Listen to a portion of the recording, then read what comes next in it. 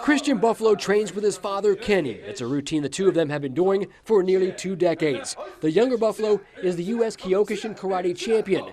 Christian won that title in 2020. 2 months later, the pandemic hit.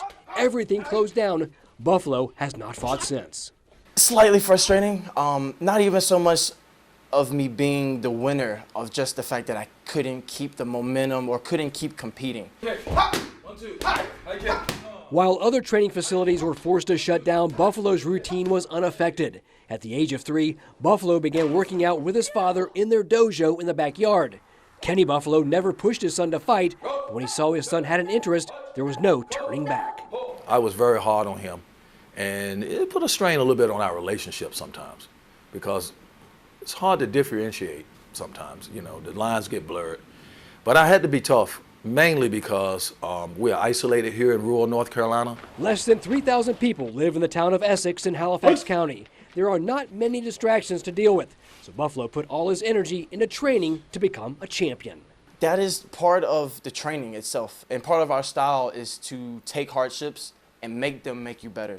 You know, so it is hard, but that's what makes me tougher for these events, because there's plenty of times in fighting where people will want to give up. You know, it's way easier to give up than to keep fighting, but you have to keep fighting. Kyokushin Karate is unlike any other in martial arts. There is no weight class and no gloves. You win when your opponent is subdued. We do full contact bareknuckle knockdown, and that's very, very taxing and very damaging to the body.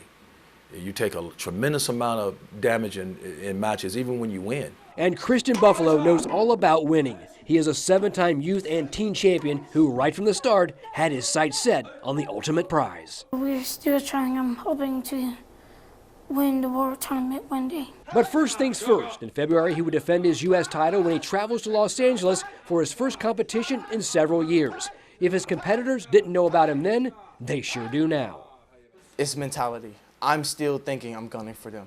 Even though they might be looking at me as the last person that won, my mentality is still I'm gunning for them.